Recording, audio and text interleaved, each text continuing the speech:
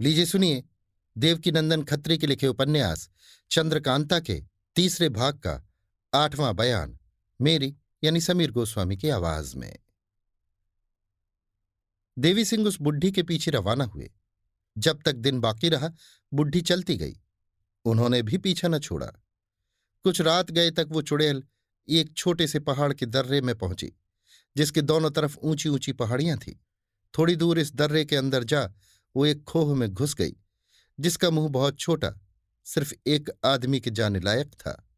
देवी सिंह ने समझा शायद यही इसका घर होगा। ये सोच एक पेड़ के नीचे बैठ गए। रात भर उसी तरह बैठे रह गए, मगर फिर वो बुढ़िया उस खोह में से बाहर न निकली।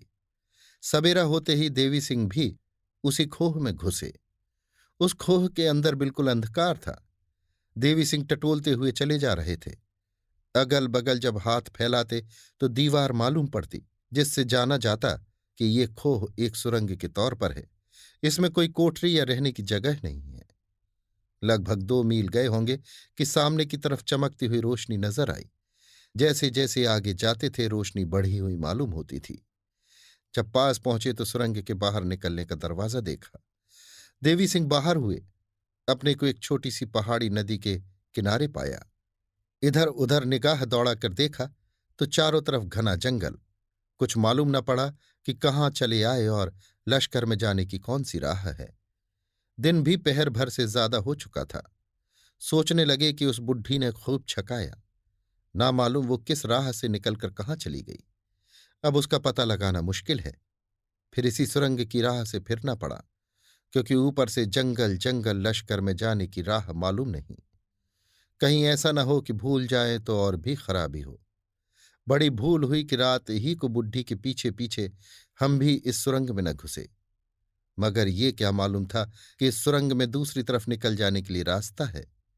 देवी सिंह मारे गुस्से के दांत पीसने लगे, मगर कर ही कह सकते थे। बुढ़ी तो मिली नहीं कि कसर निकालते। आखिर लाचार हो उसी सुरंग से वापस हुए और शाम होते होते लश्कर में पहुंचे। कुमार के खेमे में गए। देखा कि कई आदमी बैठे हैं और बीरेंद्र सिंह फतेह सिंह से बातें कर रहे हैं। देवी सिंह को देख सब कोई खेमे से बाहर चले गए।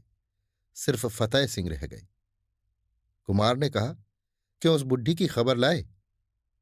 देवी सिंह, बुढ़ी ने तो बेहिसाब धोखा दिया। कुमार हंसकर, क्या धोखा दिया? देवी सिंह ने बुढ़ी के पीछे जाकर परेशान होने का सब हाल कहा, जिसे सुनकर कुमार और भी उदास हुए। देवी सिंह ने फतेह सिंह से पूछा, हमारे उस्ताद और ज्योतिषी जी कहाँ हैं? उन्होंने जवाब दिया कि बुढ़ी चुड़ैल के आने से कुमार बहुत रंज में थे। उसी हालत में तेज सिंह से कह बैठे कि तुम लोगों की अय्यारी में इन दिनों उल्ली लग गई है। इतना सुन गुस्से में आकर ज्योतिषी जी को साथ ले कहीं चले गए। अभी तक नहीं आए। देवी, कब गए? फतेह, तुम्हारे जाने के थोड़ी देर बाद। देवी सिंह, इतने गुस्से में उस्ताद का जाना खाली न होगा। जरूर कोई अच्छा काम करके आवेंगे। कुमार, देखना चाहिए। इतने में तेज सिंह और ज्योतिषी जी वहां आ पहुंचे।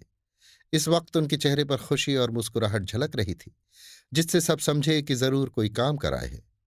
कुमार ने पूछा, क्यों, क्या खबर है? तेज सिंह, अच्छी खबर है। कुमार, कुछ कहोगे भी कि इसी तरह? तेज सिंह, आप सुन के क्या कीजिएगा? कुमार, क्या मेरे सुनने लायक नहीं है? तेज सिंह, आपके सुनने लायक क्यों नहीं है, मगर अभी न कहेंगे।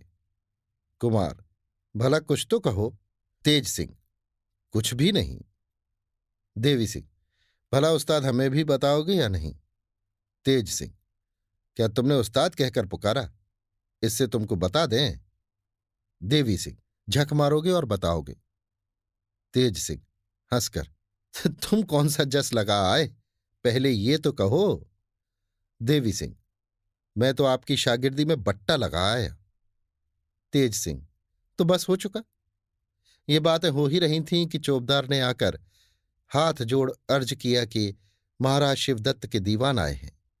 सुनकर कुमार ने तेज सिंह की तरफ देखा, फिर कहा, अच्छा आने दो, उनके साथ वाले बाहर ही रहें। महाराज शिवदत्त के दीवान खेमे में हाजिर हुए और सलाम करके बहुत से जवाहिरात नजर किए। कुमार ने हाथ से छू दिया। दीवान ने अर्ज किया, ये नजर महाराज शिवदत्त की तरफ से ले आया हूं। ईश्वर की दया और आपकी कृपा से महाराज कैद से छूट गए हैं। आते ही दरबार करके हुक्म दे दिया कि आज से हमने कुंवर बीरेंद्र सिंह की ताबेदारी कबूल की। हमारे जितने मुलाजिम या अय्यार हैं वे भी आज से कुमार को अपना मालिक समझे।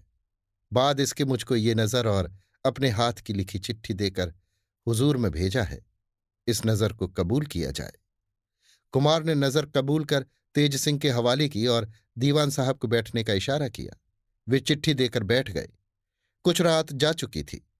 कुमार ने उसी वक्त दरबार आम किया। जब अच्छी तरह दरबार भर गया तब तेज सिंह को हुक्म दिया कि चिट्ठी जोर से पढ़ो। तेज सिंह ने पढ़ना शुरू किया। लंबे चौड़े सिरनामे के बाद ये लिखा था, मैं किसी ऐसे सबब से उस तहखाने की कैद से छूटा जो आप ही की कृपा से छूटना कहला सकता है। आप जरूर इस बात को सोचेंगे कि मैं आपकी दया से कैसे छूटा। आपने तो कैद ही किया था, तो ऐसा सोचना न चाहिए। किसी सबब से मैं आपसे छूटने का खुलासा हाल नहीं कह सकता और न हाजिर ही हो सकता हूं, मगर जब मौका होगा और आपको मेरे छूटने का हाल मालूम होगा, यकीन हो जाएगा कि मैंने झूठ नहीं कहा था। अब मैं उम्मीद करता हूं कि आप मेरे सारे कसूरों को माफ करके ये नज़र कबूल करेंगे। आज से हमारा कोई अय्यार या मुलाजिम आपसे अय्यारी या दगा न करेगा और आप भी इस बात का ख्याल रखें। आपका शिवदत्त। इस चिट्ठी को सुनकर सब खुश हो गए। कुमार ने हुक्म दिया कि पंडित बद्रीनाथ जो हमारे यहां कैद हैं लाए जावे। जब वे आए, कुमार के इशारे से उनके हाथ पैर खोल दिए गए। उन्हें भारी खिलहत पहनाकर दीवान साहब के हवाले किया और हुक्म दिया कि आप 2 रोज यहां रहकर चुनार जाएं। फतेह सिंह को उनकी मेहमानी के लिए हुक्म देकर दरबार बर्खास्त किया। अभी आप सुन रहे थे देवकीनंदन खत्री के लिखे उपन्यास चंद्रकांता के तीसरे भाग का 8वां बयान, मेरी यानी समीर गोस्वामी की आवाज में।